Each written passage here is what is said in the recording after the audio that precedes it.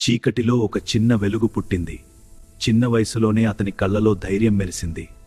గొప్ప లక్ష్యం కోసం అతని హృదయం ముందుకు సాగింది. సుఖమైన జీవితం అతని ముందే ఉంది. అయినా అతను కష్టమైన దారిని ఎంచుకున్నాడు. అన్యాయం ముందు తలవంచని ధైర్యమే అతని శక్తి. అతని స్వరం ప్రజల్లో నమ్మకం నింపింది. స్వేచ్ఛ కోసం త్యాగమే మార్గమని చెబుతూ వేలాది హృదయాల్లో ఆశను వెలిగించాడు. అలాంటి ఒక గొప్ప మహానాయకుడు గురించి ఇప్పుడు ఈ వీడియోలో మనం తెలుసుకుందాం. 1897 జనవరి 23న కటక్లో సుభాష్ చంద్రబోస్ జన్మించారు. ఈ చిన్నారి భవిష్యత్తులో దేశాన్ని ప్రభావితం చేయబోతున్నాడు. 1905 ప్రాంతంలో ఆయన బ్రిటిష్ పాఠశాలలో చదువుకున్నారు. చిన్న వయసులోనే క్రమశిక్షణ, ఆత్మగౌరవం ఆయనలో పెరిగాయి. యువదశలో జాతీయ ఆలోచనలు ఆయన మనసును ప్రభావితం చేశాయి. దేశసేవే తన జీవిత ధ్యేయమని నిర్ణయించుకున్నారు. You Indians are a servile race, fit only for menial tasks. 1916లో కాలేజీలో ఒక అవమానం జరిగినప్పుడు ధైర్యంగా ఎదిరించారు. ఈ సంఘటన ఆయన జీవితాన్ని మార్చింది. 1919లో ఇంగ్లాండ్లో ఇండియన్ సివిల్ సర్వీస్ పరీక్ష రాశారు. ప్రతిభతో ఉత్తీర్ణులై అందరినీ ఆశ్చర్యపరిచారు. 1921లో సుభాష్ చంద్రబోస్ భారత స్వాతంత్ర్య ఉద్యమంలో చేరడానికి ఏప్రిల్ 22న ప్రతిష్టాత్మక ఇండియన్ సివిల్ సర్వీస్కి రాజీనామా చేశాడు. అదే సమయంలో జాతీయ నాయకత్వంతో కలిసి స్వాతంత్ర్య ఉద్యమంలో ప్రవేశించారు. ఆయన జీవితం పూర్తిగా దేశానికి అంకితమైంది. 1921లో సహాయ నిరాకరణ ఉద్యమంలో స్వాతంత్ర పోరాటం చేసినందుకు ఆయన అరెస్ట్ అయ్యారు.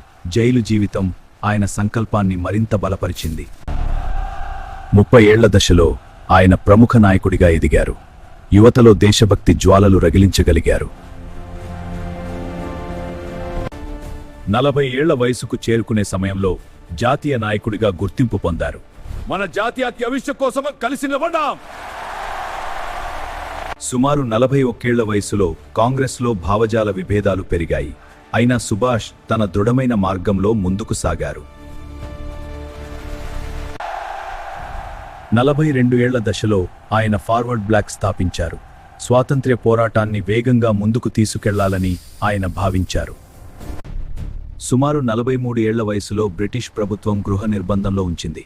కానీ ఆయన సంకల్పం మాత్రం తగ్గలేదు. 1941 సమయంలో వేషం మార్చుకుని గుప్తంగా బయటపడ్డారు. బ్రిటిష్ గూఢచారులను మోసం చేసి ప్రయాణం కొనసాగించారు.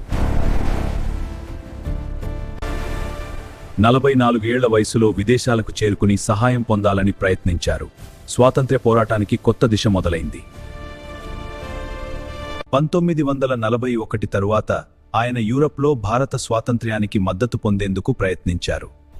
అంతర్జాతీయ వ్యూహానికి పునాది వేశారు. 1943లో దక్షిణాసియాకు చేరుకున్నారు.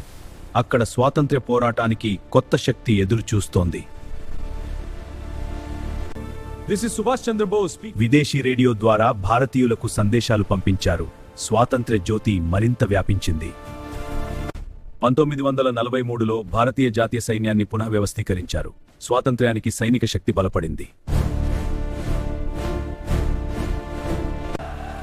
1943లో ఆజాద్ హింద్ తాత్కాలిక ప్రభుత్వాన్ని ప్రకటించారు. ఇది పోరాటానికి కొత్త ఉత్సాహాన్ని ఇచ్చింది. స్వాతంత్ర్యం కోసం సంపూర్ణ త్యాగమని ఆయన పిలుపునిచ్చారు. ఆ స్వరం లక్షల హృదయాలను కదిలించింది. 1944లో భారత సరిహద్దుల వైపు సైన్యం కదిలింది. స్వాతంత్ర్యం కోసం ఆశతో ముందడుగు వేసింది.